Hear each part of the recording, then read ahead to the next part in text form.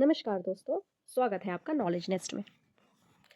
पिछले वीडियो में मैंने सेट 6 और सेट 7 के जितने भी टोटल 30 कंप्यूटर के क्वेश्चन थे वो सारा मैंने करवा दिया था।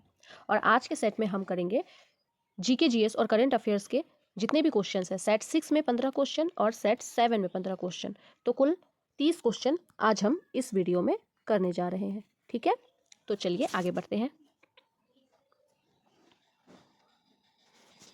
इधर हमारा पहला क्वेश्चन है, समान नागरिक संहिता का उल्लेख संविधान के किस भाग में है? तो समान नागरिक संहिता का उल्लेख संविधान के भाग 4 में है। भाग 4 जिसको हम डीपीएसपी कहते हैं और हिंदी में कहा जाए तो राज्य के नीति निदेशक तत्व। डीपीएसपी में कुल कितने आर्टिकल है? 36 से 51 तक आर्टिकल्स है, जिसमें जो आर्टिकल 44 है, यही 44 समान नागरिक संहिता के बारे में 44 आर्टिकल में बताया गया है। डीपीएसपी के कुछ और भी इंपॉर्टेंट आर्टिकल्स हैं, जैसे आर्टिकल 40 जो ग्राम पंचायत के बारे में बताता है, आर्टिकल 44 जो समान नागरिक संहिता के बारे में बताता है, आर्टिकल 43 जो निर्वाचन मजदूरी और कुटीर उद्योग को प्रोत्साहन के बारे में दर्शाता है, और आर्टिकल 42 जो है वो मानवोचित दशाओं का और प्रसूति सहायता का उपबंध कराता है। तो ये कुछ इंपॉर्टेंट आर्टिकल्स हैं जो डीपीएसपी में उल्लेखित है, तो इसको आप एक बार अच्छे से देख लीजिएगा। नेक्स्ट क्वेश्चन, भारत के राष्ट्रपति का कार्यकाल कितने वर्ष का होता है? तो भारत के राष्ट्रपति का कार्यकाल 5 वर्ष का होता है। कितने वर्ष का होता है? 5 वर्ष का होता है। और राष्ट्रपति बनने के लिए उनकी न्यूनतम आयु कितनी होती है? ये भी क्वेश्चन कभी कभी पूछ देता है, कभी कभी क्या हमेशा ही पूछता है। तो 35 वर्ष, न्यूनतम आयु 35 वर्ष। और राष्ट्रपति का कार्यकाल के बारे में कौन से आर्टिकल में लिखा हुआ है? तो आर्टिकल 53। कौन से आर्टिकल में लिखा हुआ है? आर्टिकल 53 में राष्ट्रपति के कार्यकाल से संबंधित बातों को लिखा गया है। और राष्ट्रपति का महाभियोग है आर्टिकल 61 में। महाभियोग कौन से आर्टिकल में है? आर्टिकल 61 में है। नेक्स्ट क्वेश्चन, राष्ट्रीय स्वच्छ गंगा मिशन मतलब एनएमसीजी का उद्देश्य क्या है? तो एनएमसीजी का उद्देश्य गंगा नदी का संरक्षण और सफाई है। एनएमसीजी का उद्देश्य क्या है? गंगा नदी का संरक्षण और सफाई। एनएमसीजी को पंजीकृत किया गया था 2011 में। एनएमसीजी को पंजीकृत कब किया गया था? 2011 में। और एक मिशन है नमामि गंगे। तो नमामि गंगे यह कब शुरू किया गया था? 2014 में। 2014 में क्या शुरू किया गया था? नमामि गंगे। ये भी एक इंपॉर्टेंट क्वेश्चन है। नेक्स्ट क्वेश्चन, भारत का पहला ग्रीनफील्ड एयरपोर्ट कौन सा है? तो भारत का पहला greenfield airport Rajiv Gandhi international airport है। कौन सा है? Rajiv Gandhi international airport. ये कहाँ पे स्थित है? ये हैदराबाद में है। हैदराबाद में है राजीव गांधी इंटरनेशनल एयरपोर्ट। आगे बढ़ते हैं। राष्ट्रीय खेल दिवस किस खिलाड़ी की जयंती पर मनाया जाता है? तो सबसे पहले हमको ये पता होना चाहिए कि राष्ट्रीय खेल दिवस किस दिन मनाया जाता है। तो राष्ट्रीय खेल दिवस 29 अगस्त को मनाया जाता है। और कौन से खिलाड़ी की जयंती के लिए मनाया जाता है? तो मेजर ध्यानचंद के जयंती पर राष्ट्रीय खेल दिवस मनाया जाता है 29 अगस्त को। अगस्त में और भी कुछ इंपॉर्टेंट डेज हैं, जैसे 12 अगस्त को मनाया जाता है युवा दिवस। 23 अगस्त को मनाया जाता है नेशनल स्पेस डे। भारत में पहला पंचवर्षीय योजना का मुख्य उद्देश्य क्या था? तो भारत में पहला पंचवर्षीय योजना का मुख्य उद्देश्य था कृषि का विकास। क्या था? कृषि का विकास। भारत की पहली पंचवर्षीय योजना कितने सालों से कितने सालों तक रही? तो 1951 से 1956 तक रही। और इसका मुख्य उद्देश्य था कृषि का विकास करना। और यह योजना कौन से मॉडल पर आधारित थी, यह भी एक बहुत इंपॉर्टेंट क्वेश्चन है। तो हेराल्ड डोमर, ये भी आप याद रखिएगा, हेराल्ड डोमर मॉडल पर आधारित थी। अगला क्वेश्चन है, आधुनिक भारत का शिल्पकार किसे कहा जाता है? तो आधुनिक भारत का शिल्पकार पंडित जवाहरलाल नेहरू को कहा जाता है। जवाहरलाल नेहरू, शॉर्ट फॉर्म में मैंने लिख दिया, पंडित जवाहरलाल नेहरू को आधुनिक भारत का शिल्पकार कहा जाता है। अगला क्वेश्चन है, मूल अधिकारों के संरक्षण की गारंटी कौन देता है? तो मूल अधिकारों के संरक्षण की गारंटी हमारा सुप्रीम कोर्ट देता है। कौन देता है? सुप्रीम कोर्ट देता है। एक आर्टिकल है, आर्टिकल 32, इस आर्टिकल के तहत सुप्रीम कोर्ट रीट जारी करता है और हाई कोर्ट भी एक रीट जारी करता है। वो कौन से आर्टिकल के थ्रू? तो 226 आर्टिकल। ये एक इंपॉर्टेंट, दोनों इंपॉर्टेंट क्वेश्चन है, दोनों को ध्यान रखिएगा। राष्ट्रीय स्वास्थ्य सर्वेक्षण 2024 का मुख्य फोकस क्या है? तो राष्ट्रीय स्वास्थ्य सर्वेक्षण 2024 का मुख्य फोकस था मातृ और शिशु स्वास्थ्य, मतलब माता और उनके बच्चे, मातृ और शिशु स्वास्थ्य पर ध्यान देना। ठीक है, आगे बढ़ते हैं। 2024 में किस खिलाड़ियों को भारत रत्न पुरस्कार से नवाजा गया था? तो 2024 में मनु भाकर, डी गुकेश जो चेस प्लेयर हैं, मनु भाकर जो कि शूटर है, हरमनप्रीत सिंह और प्रवीण कुमार, इन 4 लोगों को खेल रत्न पुरस्कार से नवाजा गया था। कौन कौन? मनु भाकर, डी गुकेश, हरमनप्रीत सिंह और प्रवीण कुमार। इन 4 नामों को अच्छे से याद रखिएगा। और एक बार दोहरा दे रही हूँ, मनु भाकर, डी गुकेश, हरमनप्रीत सिंह और प्रवीण कुमार, इन 4 लोगों को खेल रत्न पुरस्कार से नवाजा गया था।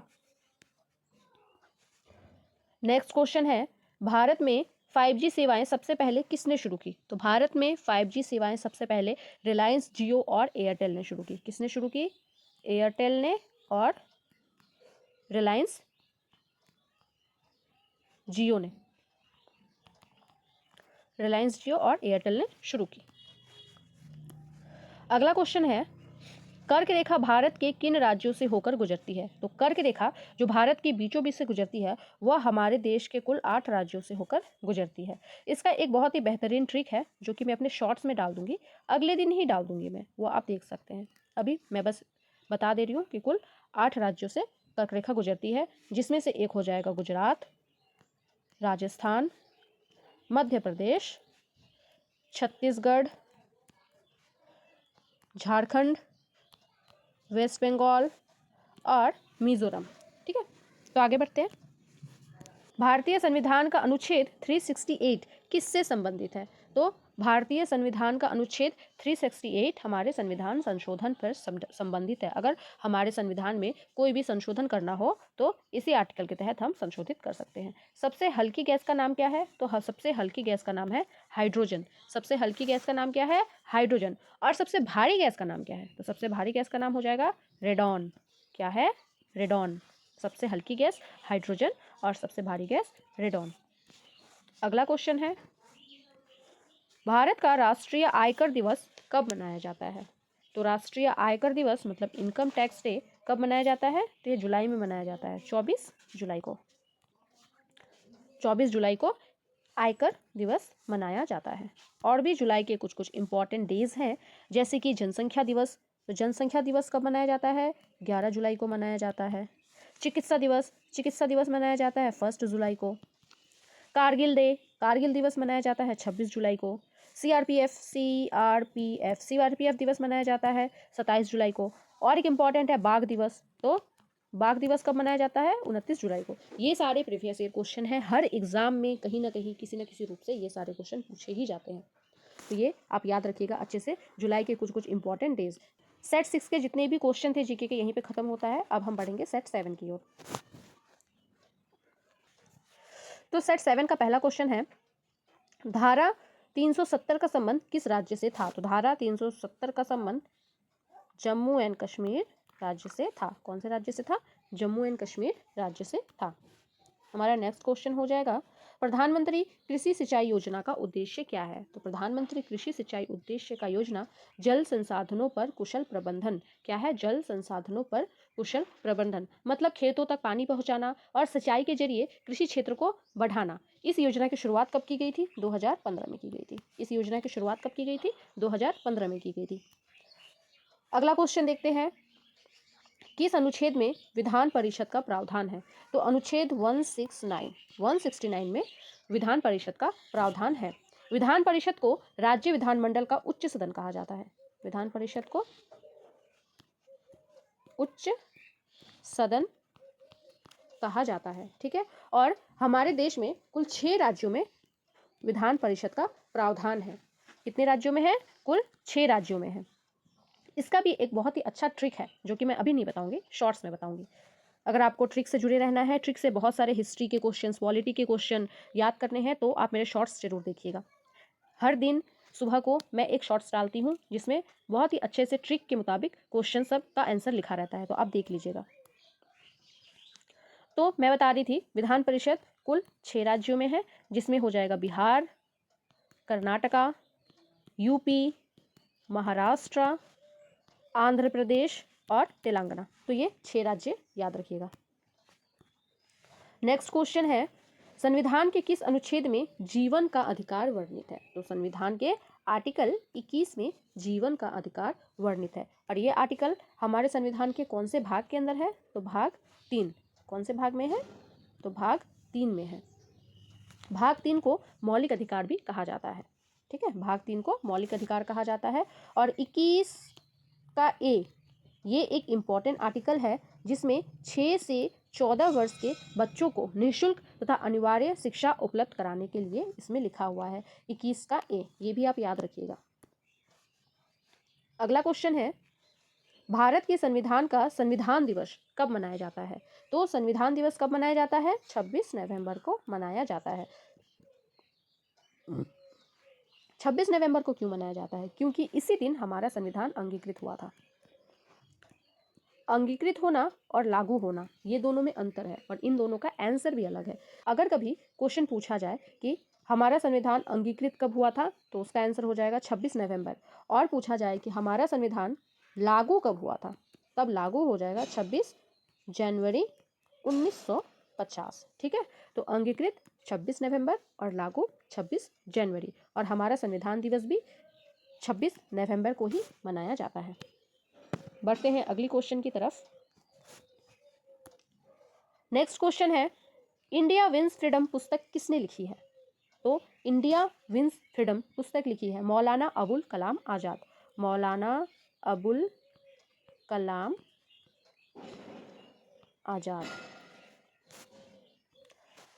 नेक्स्ट क्वेश्चन है, भारतीय वन अनुसंधान संस्थान कहाँ पे है? तो वन अनुसंधान संस्थान है देहरादून में।